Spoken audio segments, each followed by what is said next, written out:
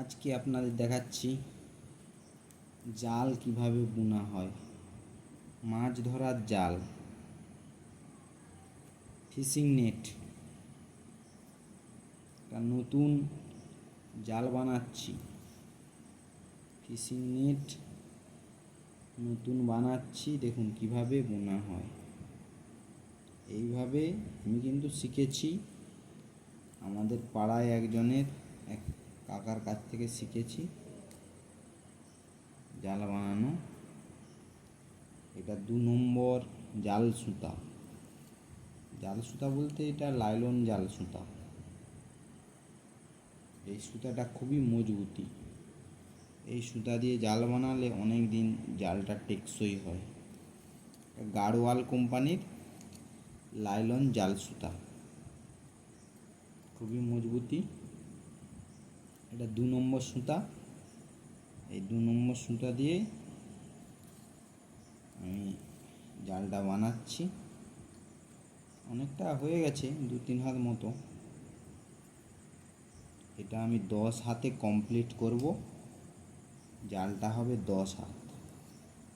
তারপরে এর মধ্যে ফিশ ব্যাগ বানাতে হবে, মানে মাছগুলো যাতে ধরা পড়বে সেই ঘাই বানাতে হবে।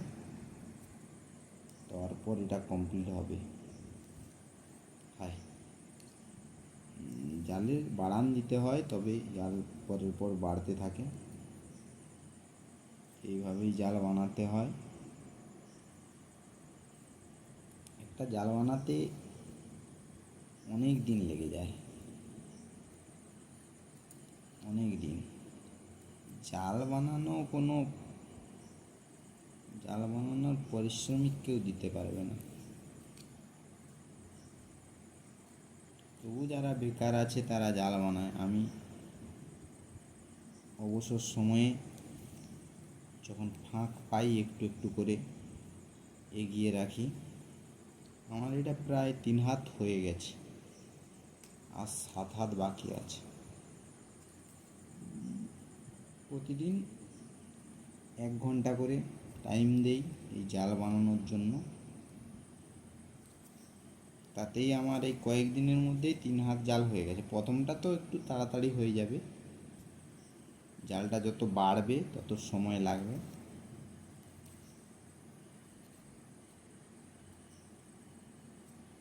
এই জালটায় খুব আগে একটা জাল বানিয়েছিলাম, সেটাতে খুব সুন্দর মাছ পড়ে।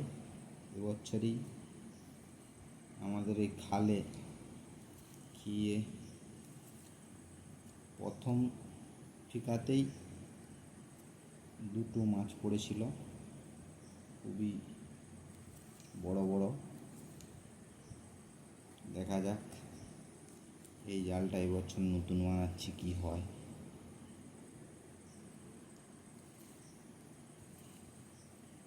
আমার এগুলো সব ডবল ফাঁসের জাল।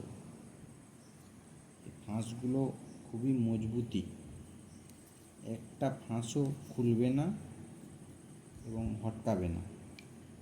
ডবল ফাঁস দেওয়া হচ্ছে না। এই যে 2বার করে, এই যে 1বার দিলাম, আবার 1বার দিলাম, 2বার করে দেওয়া হচ্ছে, তো ফাঁসগুলো একটাও খুলবে না। আর সিঙ্গেল ফাঁস হলে কি হয়, অনেক সময় হটকে যায়, ফাঁস খুলে যেতে পারে। কিন্তু এই ফাঁসগুলো একটাও খুলবে না।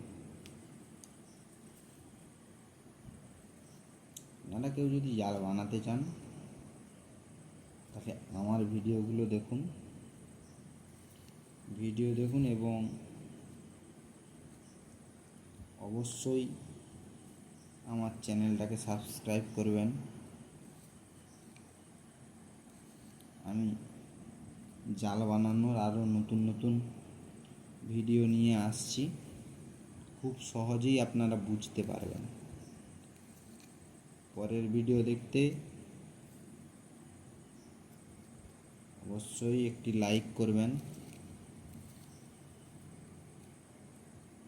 কমেন্টে জানাবেন কেউ যদি জাল বানাতে চান। পরের ভিডিও নিয়ে আসবো।